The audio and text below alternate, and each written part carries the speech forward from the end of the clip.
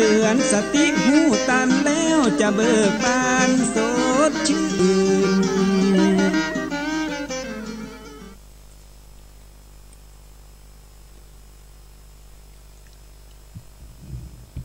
ก็ขอยกมือ10 นิ้วกราบนบนอบน้อมยังพระติรัตนแก้วเจ้าตั้ง3 ประการอันมีพระพุทธพระธรรมพระสงฆ์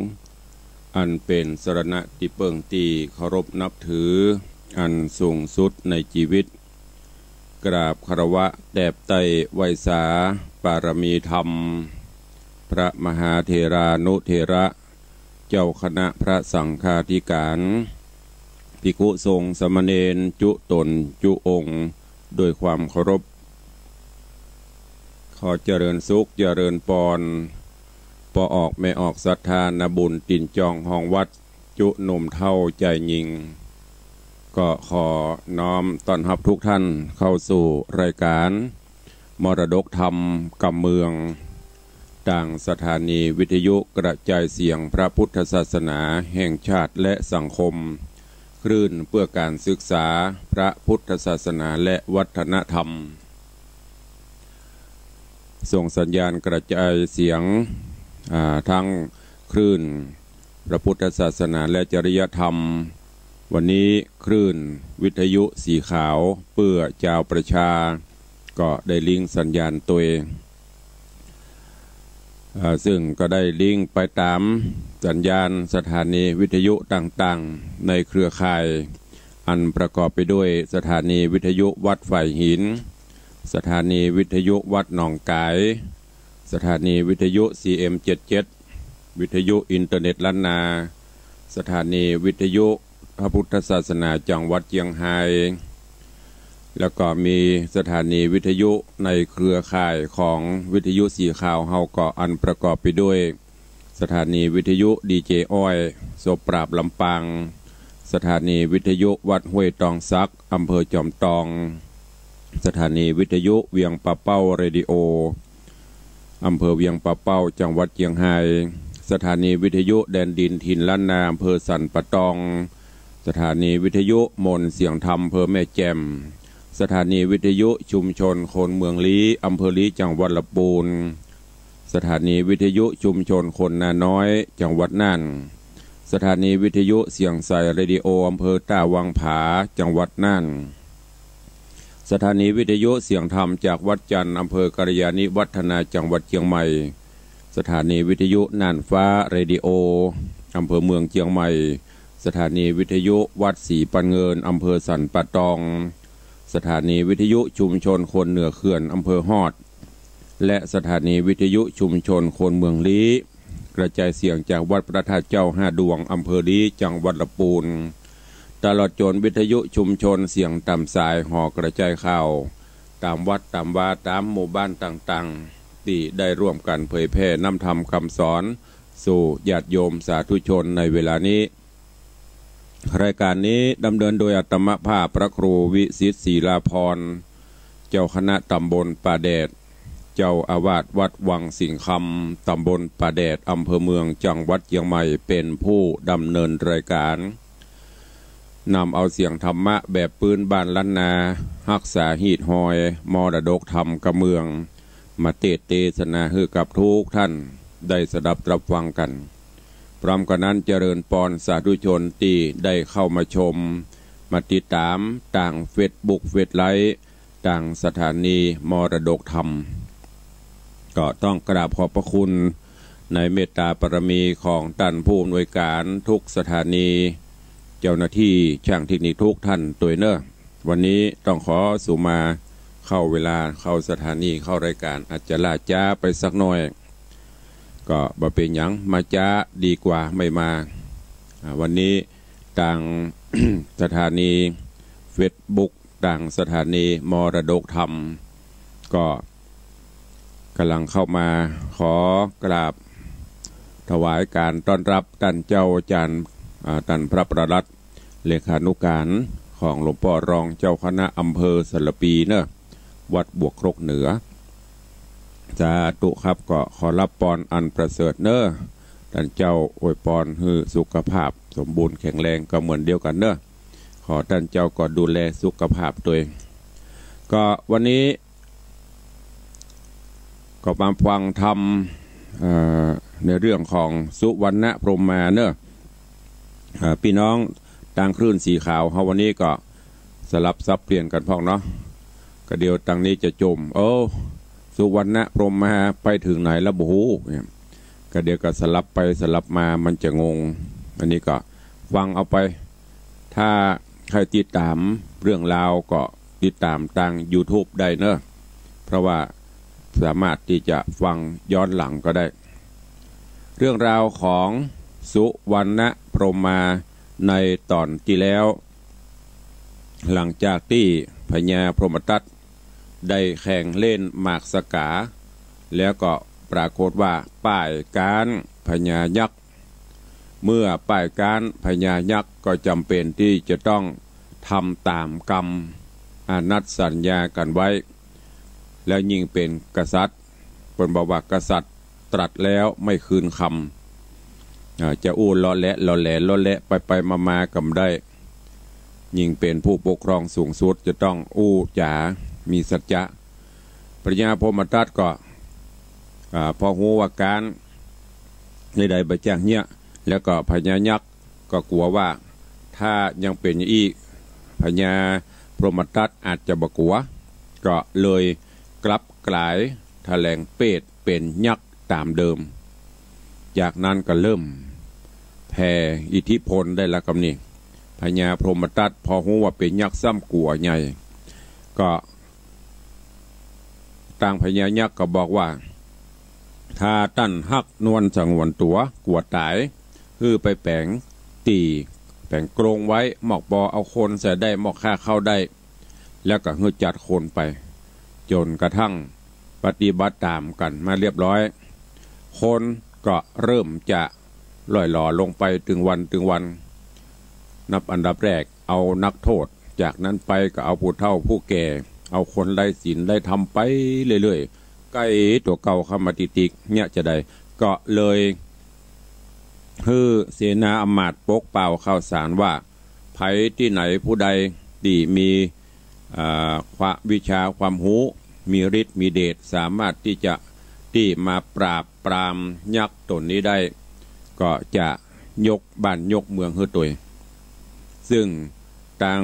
เสนาอมาตย์ก็ไปปกเป่าข่าวสารอันนี้ไปตัวบ้านตัวเมืองหมู่คนที่ฮ้อนวิชาใครประลองยุทธก็ปากันไปบางพ่องก็ซับขาลายคุยยุยบางพ่องก็อวดอิทธิฤทธิ์มีดีนั่นมีดีนี่มีเวทมนต์คาถาสปะสปันเหล่านี้เป็นต้นแล้วก็มาถึงยังลูกสาวหลังจากที่เสนาอมาตย์ปกเป่าข่าวสารไปตัวบ้านตัวเมืองแล้ววรกิติกาซึ่งกำลังอยู่ในระหว่างที่เสาะแสวงหาวิชาความรู้ต้องเตียวไปก็จะได้ยินข่าว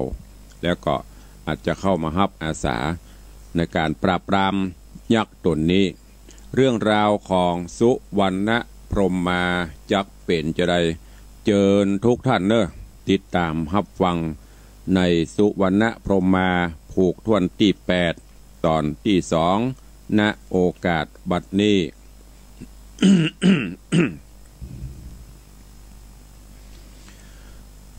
นะโม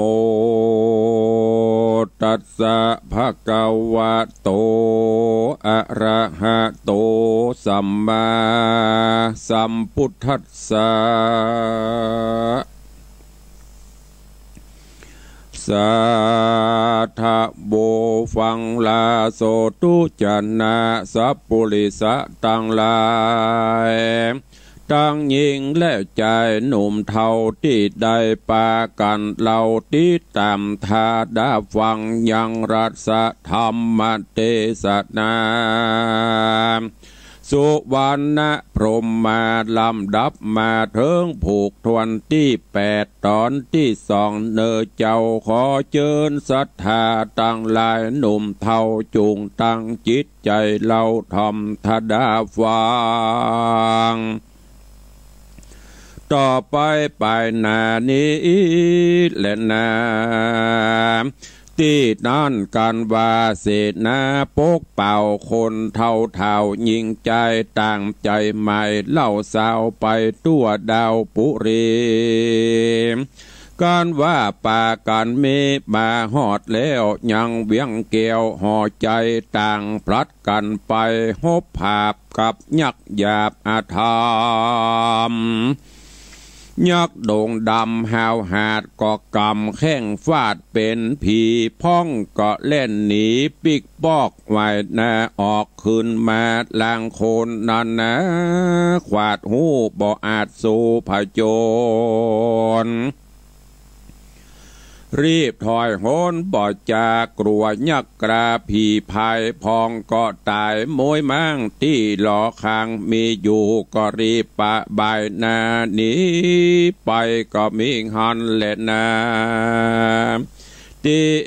นี้จักวันนาจะลอดถึงเจ้ายอดบรกิติกาตั้งเจ้ามายังอยู่ตีแก้วกูศาลาได้ยินเศษนาปกเป่าห้องเสียงดังกองเวียงใจว่าผู้ใดนั้นใส่ภาพยักษ์ใดอาธรรมเจ้าห่อคำยศอาจจักหือเป็นเจ้าราชแต่นโตนยกรีปนมวลหมู่เข้าของมีอยู่นา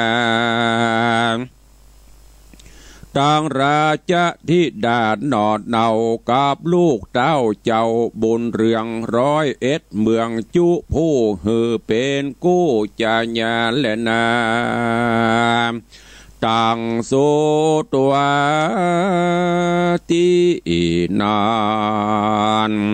เจ้าวรกิติกาหนอน้อยได้ยินถ้อยขีญากันเสนามาปกเป่ากันหูข่าวปันไม้ก็รีบพันภายไปสู่ยังที่อยู่ปาราณสี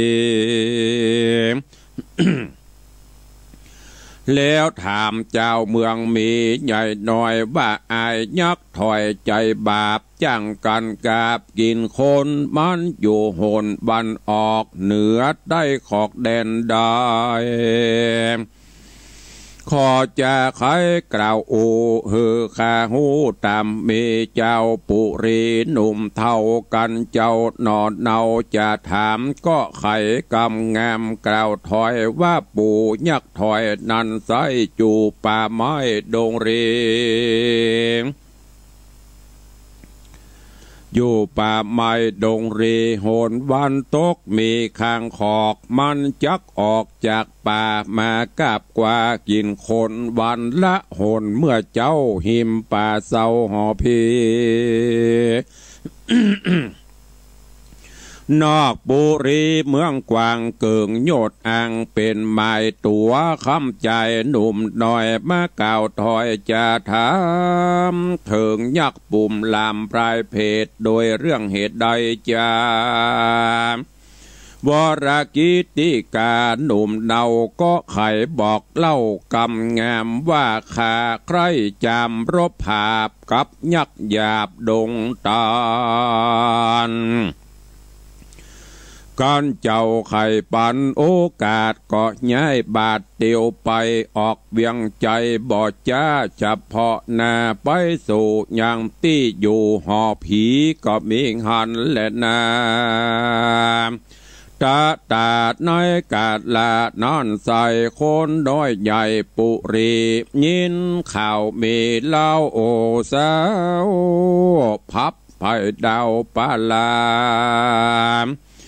ว่ามีคนอาสารบภาพกับยักษ์หยาบดงตันเขาก็ปากันไปพอยังเจ้าน้อยนอดหนุ่มน้าเอา เพื่อหบกับยักษ์กระจะใส่ต่างจะใครกล่าวโอว่ามันจักสู้ยักษ์ใดจักถูกยักษ์บาปใบกับ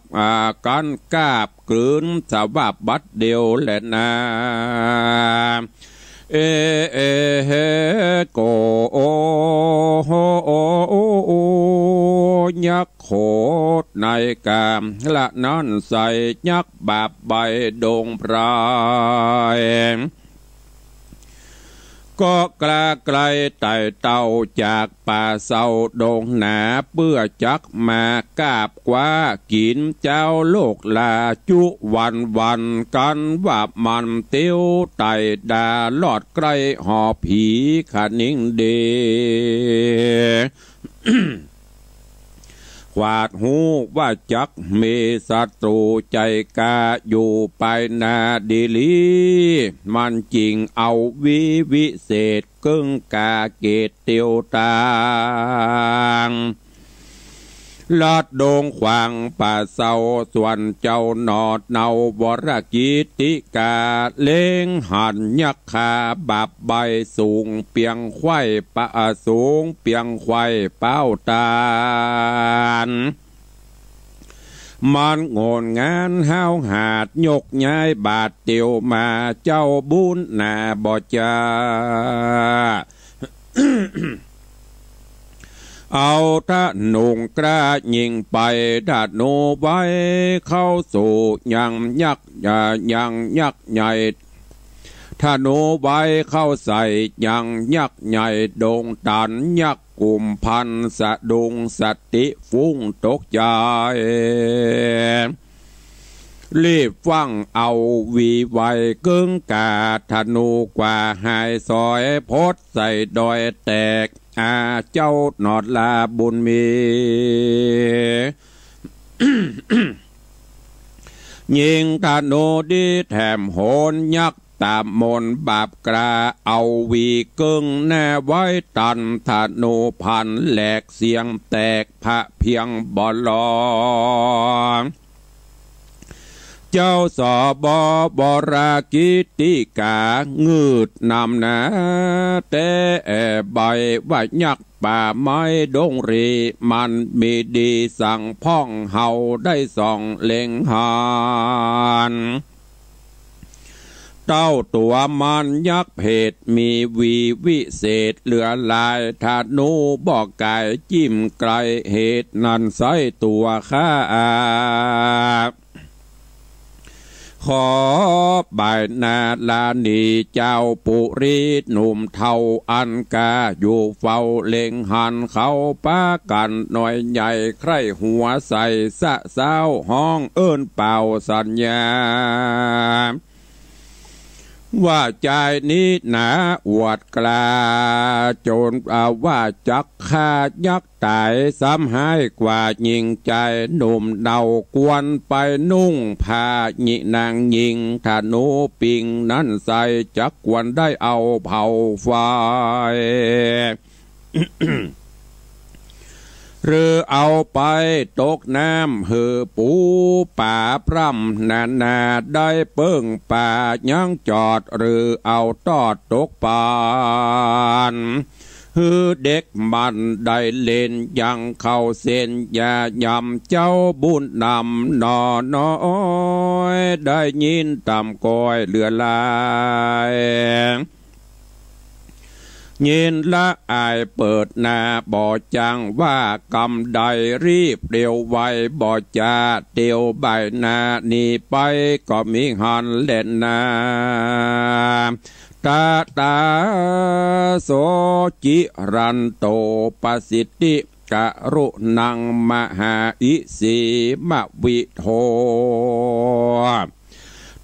ตาในกาดละนันเล่าเจ้านอนเนาบรกิติกากันว่าการยักขาบาปเศร้า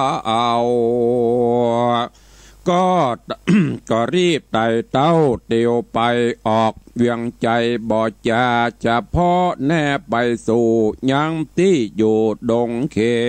ยว ไปคนเดียวจะใจดันป่ามาดงตัน15 วันรอดควายก็ไป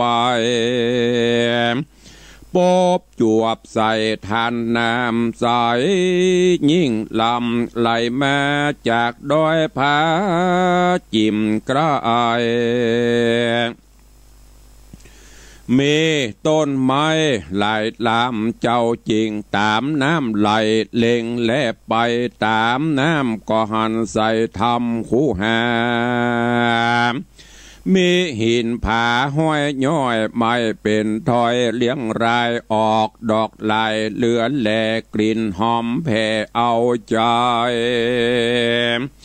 เจ้าเตียวไปจิ้มไกลก็หันพระที่ไวละสีตนมีสินดีบ่อสะเอาจิงน้อมเกล่าว3 โหนไว้เสื่องตนถัดลงทำแล้วไข่กำต้านเราตามแบบเบาโบราณด้วยกำหวานชื่นจอยทำยา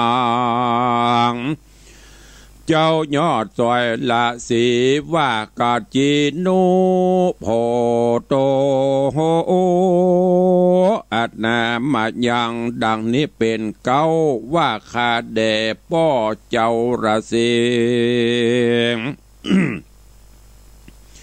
อยู่ดงรีปากกวางปั้มเป่งสัง ปั้มเป่งสร้างสมปานยังสุกบ้านค่ำเจ้าบ่โศกเศร้าสั่งจาฝูงโรกาพญาตบ่มาปาดในตนสัดไผ่โสนกาหยาบบ่คำราปราหาอาวีโยงเลือบมีบินสว่านบ่ได้ลานมาหาจุมผาลาลูกไม้ยังปอหาใดปอฉันจะเรือ ว่าอันตีนานเจ้าละสีจริงจากกรรมดีตอบถอยซึ่งเจ้าหนอดน้อยวรกิติกาว่าเฮามาอยู่ดงนาป่าเศร้าทุกค่ำเจ้าเย็นใจโรกาได้เมื่อยไข่บ่มาไกลอินทรีสัตว์หายมีลายแหล่เหลือบยุงแผ่นานเหลือบยุงแผ่มีนาเฮาเมตตาข้ามเจ้าสัตว์ป่าเศร้ามีลายบ่หอนกายมากไกลจุมลูกไม้หัวมานยังปอฉันต่างเขาเจ้าหนอดเนากุมันลัดดงดันปากกวางมีแต่จ้างเสือมีต่างดงรีไกรโยดมีแต่โขดหินผาเจ้าได้มาสู่ฮอดบ่อมวยมอดกลางโหนสัตว์ย้อนสัตว์ไพรสนกระหยาบย้อนสัตว์ไผ่สนหยาบกระได้กาบกว่ากินเอาหรือเจ้ากวางเมาใกล้ใดเจ้ามักไฟอันใดยุงจะไข่เก่าจี้ตัวหาตัวเจ้านี้ชื่อสังจาอยู่ปาละคงเขตอยู่ประเทศแดนใดเป็นลูกไต่เต่าราชลูกอำมาตย์เสนาจุงบอกมาฮือหูจะกล่าวอู้ตามมีแดดเตอะเมื่อนั้นเจ้าวรกิติกาก็ย่อมือสา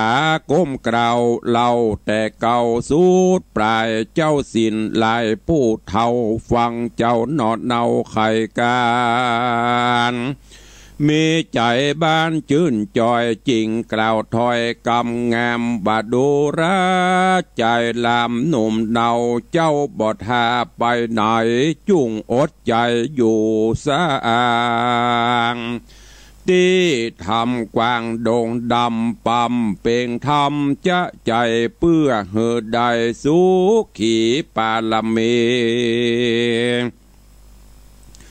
ฮือเกิดใดพาเสดไปลุนแดดเตอะที่นั่นเจ้าวรกิติกาฟังขี้ยากล่าวถอยแห่งเจ้ายอดซอยละเสมก็อันจุลีกลมกล่าวแล้วตันเล่าไข่กำว่าขาดแด่เจ้าทารงธรรมที่ว่าไอตัวข้าไทยหากยินดีที่ได้ปะเจ้าป้อละสีบุญกวางขออยู่สั่งอุปถากบ่ฮือลำบากเครื่องกาข้าขอคุณนะบอกกล่าวเฮอหูข่าวกองดีแดดเตอะลำดับนอนไปนาเจ้านอดลาบุญนาเกาะรุมราคำเจ้าอุปัฏฐากป่อเจ้าละเสมลูกไม้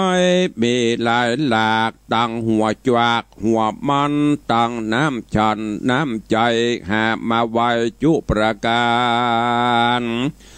โดยใจบ้านบ่อเศร้าถวายแด่ป่อเจ้าละสีตนมีวัดดีบอดน้อยเจ้ายอดซอยวรกิติกา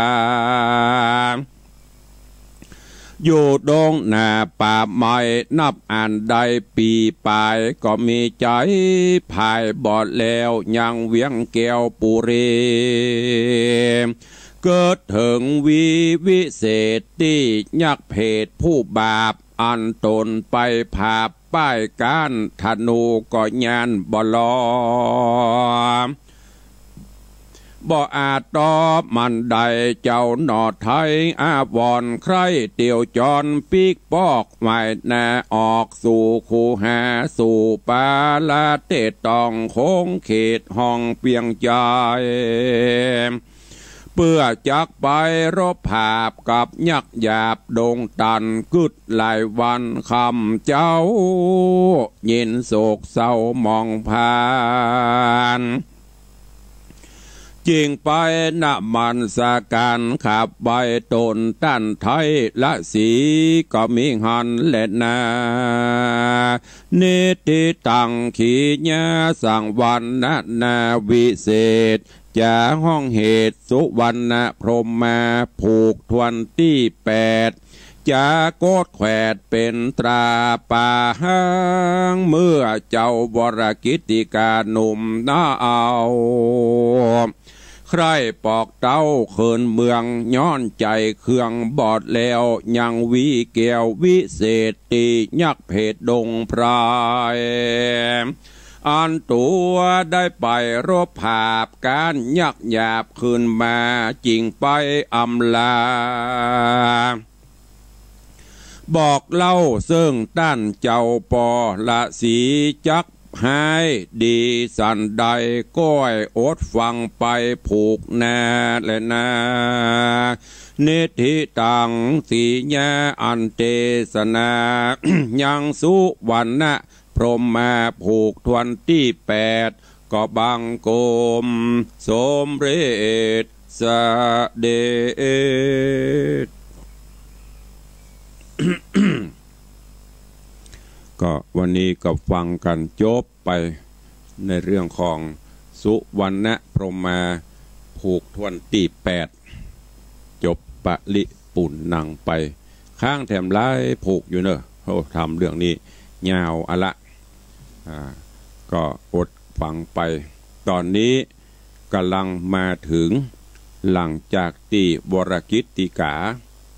ได้ไปอาสาที่จะไปรบไปปราบยักษ์ตนตีมาเล่นหมากสกากับพญาเจ้าเมืองนะแต่ก็ชนะนี่ว่าก็ได้อนัดสัญญากันกินคนไปถึงวันพญาเจ้าเมืองก็ฮ้อนอกตกใจประกาศปกเป่าข่าวสารไผจะมาฮบมาภาพมาปราบยักษ์ตัวนี้ได้จนกระทั่งวรกิตติกา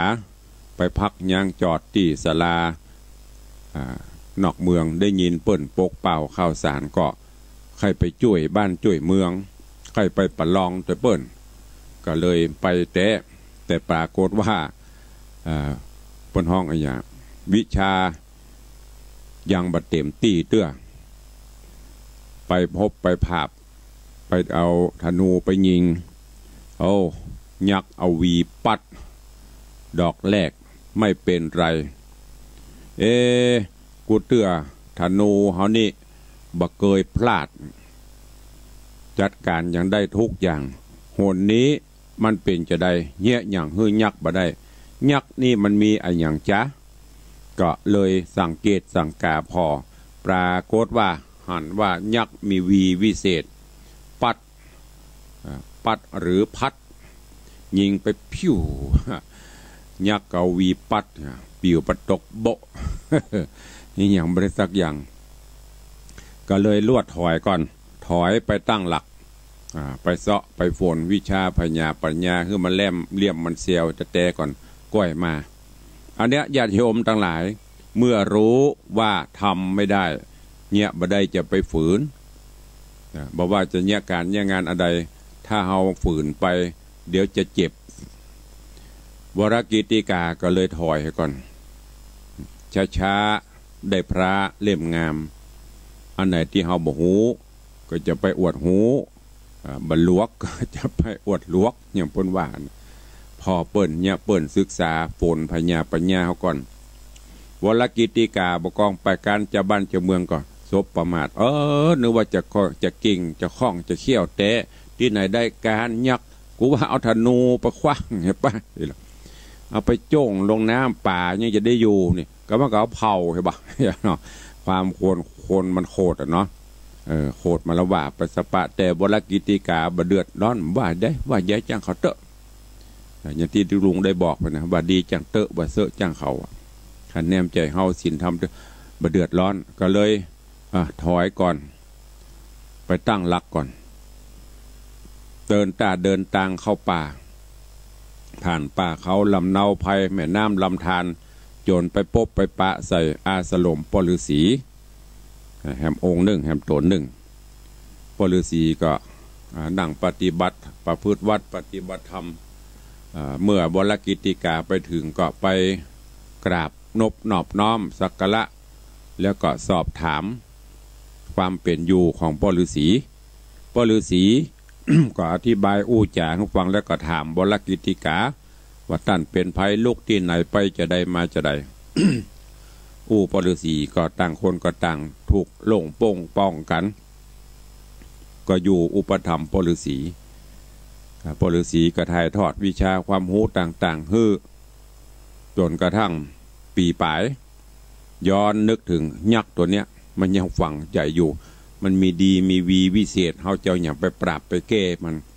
จะค่อยลองแหมสักยกลองกันอีกสักตั้งหรอก็เลยจะไปลาปฤาษีเพื่อจะปิกไปที่เมืองปราณสีไปลบไปผาบยักษ์ปฤาษีจะอนุญาตป่งปั่นฮื้อแล้วจะมีของดีของวิเศษอันใดไปปราบปรามยักษ์ตัวนี้ก้อยติดตามฟังกันไปในผูกทวนตีเก้าวันนี้ก็โป่งวางไว้แต่อีกอย่างที่ได้บอกสารธรรมแก่นธรรมในตอนนี้ก็คือการงานใดก็ตามที่เฮาเอาบ่ไหวจะไปฝืนธุรกิจการใดก็ตามที่มันจะไปบรอดต้องมีการปรับเปลี่ยนต้องมีการศึกษาเพิ่มเติมจะไปดันโดนจะไปดื้อถ้าเฮาดันโดนดื้อไปตอนสุดท้ายไปบรอดก็จะล้มดังนั้นเมื่อหูว่ามันมีช่องทางอื่นใดที่จะไปเฮาก็ก้อยหาช่องหาทางแม้แต่อย่างปัจจุบันธุรกิจกิจการเฮามันอาจจะล้มลุกคลุกคลานบางสิ่งบางอย่างมันไปบรอดก็หยุดพักย่างก่อนจะไปฝืนมันจะได้กระโจมโอ้เศรษฐกิจบดีนั่นบดีนี่บังงามเนี่ยก็ก้อยหาวิธีไปปัญหาทุกอย่างมีทางแก้นะและที่สำคัญก็คือจะไปละไปลืมหลักธรรมะศีลธรรมกรรมฐานศีลธรรมคำสอนขององค์สมเด็จพระสัมมาสัมพุทธเจ้าเอามาใช้ในการดำเนินชีวิตประจำวันในการแก้ปัญหาต่างๆตันตรายลองพอถ้าเขามีปัญหาได้แล้วหรือบ่มีปัญหาก็จังเขาก็ลองก้อยๆพินิจพิจารณาโดยใจหลักธรรมเข้าประพฤติปฏิบัติ ปัญหาต่างๆก็จะหมดไปเนอะฝากไว้กับทุกท่านในวันนี้ตัว วันนี้สุมาเนอะแฮมไม่นะเสียงคอแหบคอแห้งอากาศยามเจ้าอากาศบ่ค่อยดีเท่าใดดิดเบิดกันหนาวเบิดกันร้อนเนี่ยเริ่มแล้วนะจะเข้าสู่หน้าร้อนหน้าหนาวอากาศบ่ค่อยดีก็ต้องขอสู่มาอภัยเนอะเสียงเวลาเตดออกไปออกไปก่อนที่จะได้ได้จ่าประสานนามัยเวลานี้วันนี้หน้าเฟซยังมีท่านเจ้าท่านจารย์ปลัดเลขาแล้วก็มียายเพลินเพื่อนเกษตรไวสาเจ้าตุลุงเจริญปอนเนอะแล้วก็โยมแม่หมอมัทนากราบไวสาเจ้าสาธุเจ้าเจริญปอนเนอะเข้ามาร่วมตะกี้มันไหลขึ้นไปโลทางบนบัตันตักเกาะสู่มาอาภัยตัวก่อนที่จะได้ได้จ๋าประสานหน้าไม้วันนี้ก็ขออนุโมทนาบุญขอบคุณเนอะตะคืนได้มีโอกาสไปโปรดเมตตาเจริญเทศนาธรรมงานบำเพ็ญกุศลศพของป่ออุ้ยหม่อนทอนสารวินตีวัดป่าแพ่งตำบลแม่คืออำเภอดอยสะเก็ดโดยการนิมนต์ของแม่ครูเหรียญทองจันทีแล้วก็เป็นญาติของแม่ครูเหรียญทองตัวทวารนี้ต้องอนุโมทนาเนอะพี่น้องญาติโยมญาติธรรมมาฟังเทศน์ฟังธรรมกันอย่างหลวงหลายเต็มลานวัดและนอกจากนั้นวันนี้เปิ่นจะประชุมเพลิงศพแล้วเนอะป่ออุ้ยทอนสารวินอายุเปิ่นได้90 ปีโอ้ตั้งแต่เดือนกุมภามาถึงมีนานี่นะรู้สึกว่าจะเป็นรุ่นสมั่งเคิม90 ปลาย90 ปลายรุ่นนี่ไปเตดศพตั้งวันก่อนนั่นก็ศพป่อของท่านเจ้าจันมรดงวัดเบลุวันก็แม่เพิ่น93ถ้าคืนปอทอน90เมื่อเตดทำจบแล้วถวายกันเตดกันทำเสร็จเรียบร้อยแล้วแต่คืนนี้เจ้าภาพมี10 คณะ10 ครอบครัวเซลแม่ครูเหรียญทองเล่นแต่คืน10 คณะนี่ขอคณะ10 ครอบครัวละปันกระป๋อไหล เซลพอเล่นแต่คืนแล้วก็หลังจากที่เตดจบก็มีญาติโยมศรัทธา FC แฟนรายการนำปัจจัยร่วมโมทนาในการปิดทองพระเจ้าขอบคุณโยมแม่วิไลบุญชัยเนอะโยมแม่วิไลบุญชัยบ้านแม่คือโยมแม่อัมภัยกองราชร่วมปิดทองพระเจ้ามา100 บาทของแม่วิไลนี้ตะไดบุญเนอะอยู่ในซองตุลุงได้เปิดโยมแม่ศรีพันธ์ดวงจันทร์คำบ้านแม่คือหมู่2บ้านเลขที่เนี่ยก็บอกว่าอันนี้แถมอย่างนึงเนอะเวลาญาติโยมจะใส่บ้านเลขที่ใส่หมู่ที่แม่คือหมู่2นี่ไปเสาะหาที่ไหนถึงหมู่2มันจะปะเวลาตุลุงส่งปฏิทินส่งอย่างไปคือบางคนก็จมไปตัวการแต่อีแม่อย่างบ่ได้ก็เพราะจะนี่แหละคือใส่กับหมู่หรือใส่กับบ้านบ่มีเลขที่บ่มีตำบลมีอำเภอก็เลยส่งไปบ่ถึงจะไปจมเนอะขอบคุณตัวโยมแม่ศรีพันธ์ดวงจันทร์คำขอบคุณโยมแม่ครูเหรียญทองจันทีโยมแม่ครูร่วมมาตะคืน10,000ไปใจ 1,000 บาทร่วมปิดทองเนี่ยอย่างของแม่ครูเนี่ยเขียนใส่ชัดเจนเมื่อทีก็ไปใส่เหมือนกันนะตั้งแต่ตุลุงเดือดฮือเดนใส่ละ โยมป้ออรุณโยมแม่สุวรสใจโตประซักหลวงก็ร่วมโมทนาบุญมาเท่าไหร่ไม่รู้เพราะมันอยู่ในซอง โยมแม่ยอดเรือนช่างขายแม่คือถวายปัจจัยปิดทองคำพระเจ้า300ถวายกันเตดตอนเจ้า200ไม่เป็นไรเนอะกันเตดตุลุงก็ยกเข้าไปยกผลประโยชน์ให้เป็น500ปิดทองอันนี้เป็นรายนามผู้ร่วมบริจาคจากแม่คือมาตะคืนนี้ขออนุโมทนาบุญตัวและขอบคุณอนุโมทนาบุญโยมปี้วิลองลักเฉิดฟ้อนในนามของมีล้านนาแต่คืนนี้ได้ทำอย่างก็เข้ากำเข้าปนห้องว่าเข้าอย่างก็ห้องประทุก ย่างกระฉัน ข้าวกำสังขยานี่กะใส่มาตัวมาเจ้านี่ก็โยมแม่บ้านโยมอุปถัมภ์ก็อุ่นเป็นข้าวกำขอบคุณด้วยเนอะกับโยมปีวิรองลักษ์เฉิดฟ้อนพร้อมครอบครัวด้วยเอาละเวลาใกล้จะหมดละใครฟังอยู่ที่ไหนต่างใดเหลือเวลาแถม4-5 นาทีจะอู้จะเอ่ยจะจากับตุลุงก็เข้ามาได้เนอะเดี๋ยวก่อนเนอะไอเบียวประมาณละตะเล็ดละไม่ยังประดังเนี่ยฮัลโหล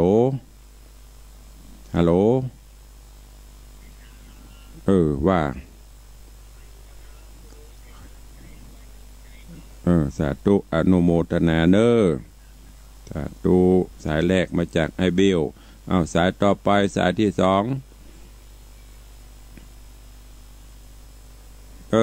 สาธุครับขอบคุณนักเนอเจริญปอนอนุโมทนาสาธุเนอสาธุเอาสายต่อไปวันนี้โทรศัพท์ไม่ได้ปลดเอาสายต่อไปเจริญปอนว่าวันนี้เสียงบอกให้ออกแม่จันวานนะที่แต่คืนนี้เป็นลมปีท้องแต่ที่แม่สูมาเตอะมาอยู่ตารางซองลืมกลัวได้ซ่อมเปิ้นกะเดี๋ยวก่อนเนอะแม่อย่างก็นี่เนาะ เดี๋ยว เด็กหญิงจันวันโชคตาเรือน300 บาทมาอยู่ตั้งหลังแต่จำได้อยู่ลืมละอันตะคืนมาใส่หลังซองสูมาเด้อประกาศแล้วเนอะโยมแม่จันวันสาธุแล้วก็มาเตือนด้วยเนอะการทำตะคืนมาถึงเป้า สาธุขอบคุณอนุโมทนาเอาเจริญปอนสายต่อไปนมัสการเจ้าเจริญปอนเจ้าเอาว่าฟังอยู่นะเจ้าเป็นดีเจ้าแม่อย่างก่อนเนี่ยจำได้ลืมแล้วสุภลักษณ์นั่นแหละสุภลักษณ์เนี่ยแต่งย่อถามตะว่าโทรหาก็บ่รับว่าจะส่งของไปฮื้อเลยบ่ได้ส่งล็อตแรกรอผ่านไปล็อตต่อไปเนอะสาธุเดี๋ยวก็ว่ากันใหม่โทรไปรับฮับเด็กหญิงจันคำแสงบุญแห่งพลทว่าจะส่งของไปฮื้อโทรไปไม่รับสายเลยตัดไปก่อนเราไว้ล็อตหน้าเจริญปอนเอาสายต่อไป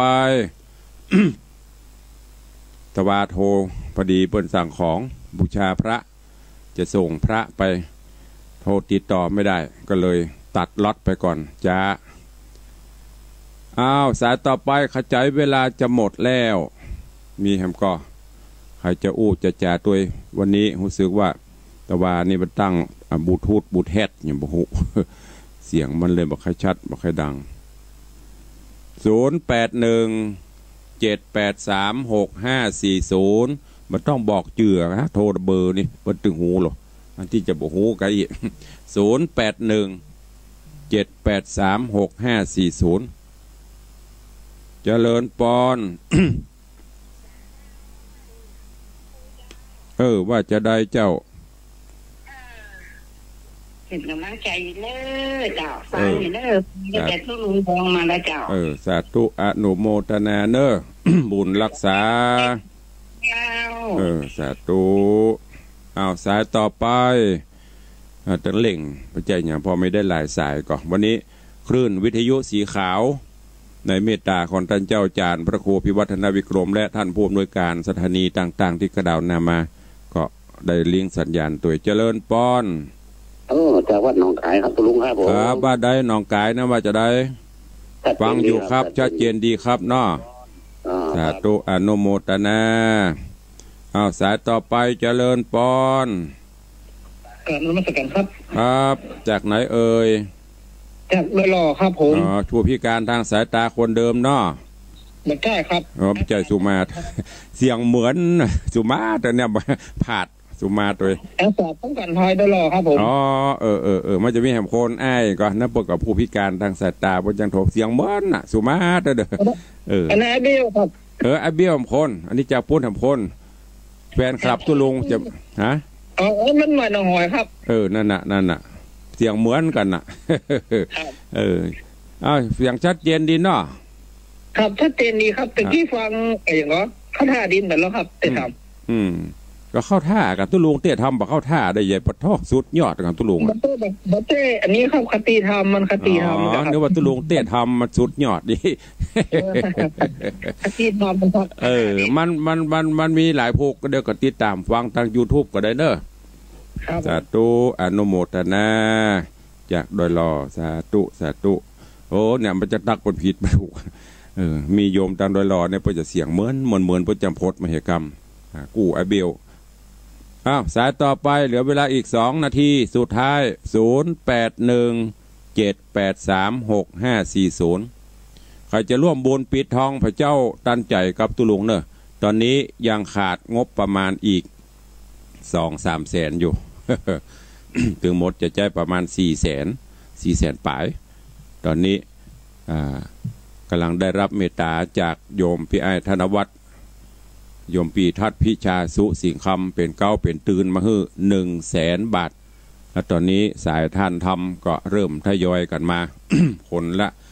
400-500คนละปัน2 ปันก็เก็บถ้ามันกุ้มมันปอก็จะปิดนะใครจะร่วมบุญในโอกาสวันเกิดกาครบรอบแต่งงานกาการไว้ไปหน้ากาอะไรอย่างกาก็แจ้งความจำนงมาได้ทุกวันทุกเวลาเนอะปีใหม่ก็จะใกล้มาแล้วเดือนหน้านี่ก็จะปีใหม่แล้วเนาะมีนาแล้วก็เมษาปีหน้าเดือนหน้านี่จะเป็นวันปีใหม่ละปีนี้ถ้าจะได้จัดแต่จะจัดเต็มรูปแบบนั้นหรือจะได้นั่นก็ลองดูทางราชการเปิดก่อนเนาะแต่ดังดีเขาได้จัดอย่างปีแล้วนี่ดักปิ้งพอจะได้กระดักปิ้งปีใหม่ก็ได้เข้าภาษาอันยังบุหุประเด็นนี้ก็โรคระบาดต่างๆพอมียาเข้ามาพ่องละก็คงจะสถานการณ์ต่างๆก็คงจะดีขึ้นเนาะประเพณีวัฒนธรรมต่างๆเขาก็จะได้พลิกฟื้นขึ้นมาเหมือนเดิมปล่อยหลวงก็หายกูเตือนนี่เดือน5 เดือน 6เสียงกล้องชิงม่องวันนี้ชิงเมียง